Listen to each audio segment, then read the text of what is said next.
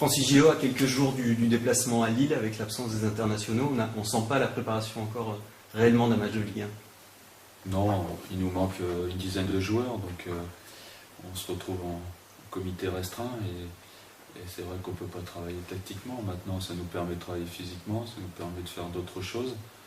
Mais bon, c'est le lot de toutes les équipes, puisque dans toutes les équipes, il y a beaucoup d'internationaux, donc on ne va pas se plaindre et on ne va pas prendre comme excuse cette raison si jamais on faisait un mauvais résultat. Je pense qu'on a fait un bon travail physique avec la dizaine de joueurs qui nous restaient. Les autres ont joué en CFA et je pense qu'on a fait une bonne préparation pour les matchs qui arrivent. Cette coupure internationale, elle a l'avantage de faire respirer certains joueurs après une préparation assez longue et 4 semaines de compétition. Oui, on a fait reposer quelques joueurs 3 jours après le match de Monaco. Après, on a repris un rythme assez élevé de 2 séances par jour. On a bien travaillé, comme je viens de le dire. Malheureusement, on ne peut pas avoir sous la main les joueurs sélectionnés. Donc, parfois, on ne sait pas trop ce qu'ils font dans leur sélection au niveau des entraînements.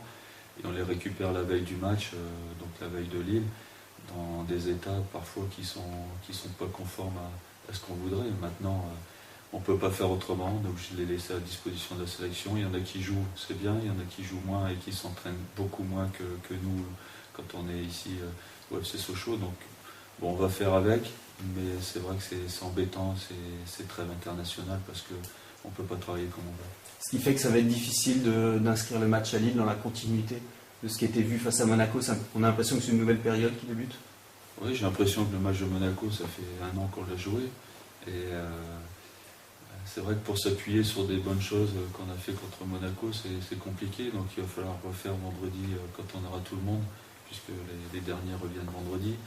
Une séance vidéo où on montre les bonnes choses qui ont été réalisées contre Monaco, en espérant les refaire le lendemain. Lille, c'est un adversaire qui est un petit peu en difficulté, un petit peu comme la saison dernière quand ils étaient venus jouer au Stade Bonal. Il ne faut pas se fier à leur mauvaise place actuelle. Ils font la Coupe d'Europe, ils ont perdu des points parce qu'ils ont aussi donné beaucoup en Coupe d'Europe.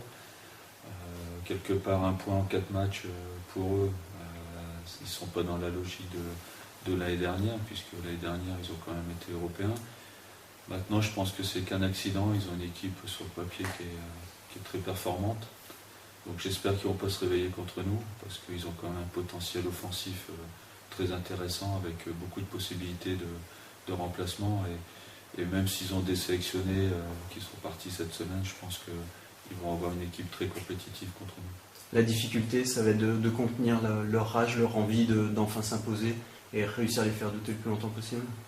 C'est une équipe physique, ils ne lâchent rien. Bon, de derrière, ils ont quand même des internationaux, ils ont Rami, ils ont Plestan qui est un bon joueur, ils ont au milieu beaucoup d'expérience, des joueurs qui pressent énormément, et puis devant, ils ont le talent, ils ont un phénomène, c'est Hazard, qui va très vite, qui est très dribbleur. Ils ont aussi Gervinho, ils ont deux colosses qui sont de Melo et Vitek. Ils ont beaucoup de possibilités, ils ont Bragnac aussi. Donc on s'attend à forte partie. Maintenant, si on veut confirmer ce qu'on a fait contre Monaco, c'est le moment de le faire et j'espère qu'on va le faire parce que ça pourrait inaugurer d'une bonne suite pour les matchs qui vont arriver, puisqu'on a quand même après Lille, on a 3 matchs en une semaine. Donc on aura besoin de toutes nos forces vives et j'espère qu'on va confirmer à Lille ce qu'on a fait contre Monaco. Le match de Lille l'année dernière, ça avait été une très très bonne première mi-temps maîtrisée, une deuxième mi-temps cauchemar. Ouais. Un petit peu plus de 6 mois après, c'est comment? C'est juste un mauvais souvenir ou il y a encore une... C'est un mauvais souvenir puisque on avait eu Omar Daf qui a été expulsé en deuxième mi-temps, on a pris 3 buts en une mi-temps. Je me souviens qu'après le match, il n'y avait pas beaucoup de gens qui misaient encore sur notre maintien. Et en plus, la semaine d'après, on perd ici contre le cours du jeu contre Toulouse. Donc c'était une mauvaise période. Après, on s'est rétabli. Donc ça veut dire qu'il ne faut pas tout mettre à la poubelle quand on n'est pas bon. Et il faut toujours être optimiste. Et même si je sais qu'à Lille, ça va être compliqué, je pense qu'on a les moyens aujourd'hui de faire un bon résultat. Un dernier mot sur le mercato qui s'est terminé avec l'arrivée de Benjamin Gavanon. C'est une arme, c'est un profil de joueur qui n'est pas forcément dans l'effectif. C'est un joueur d'expérience. Je réclamais au président un joueur d'expérience. Je l'ai avec Benjamin qui qui a quand même 250 matchs en Ligue 1. Après, il va encadrer les jeunes, il va donner un petit peu plus de bouteilles à cette équipe qui est très jeune. Donc pour moi, c'est une très bonne recrue, avec une très bonne mentalité. Donc j'espère qu'il va confirmer tout le bien qu'on pense de lui.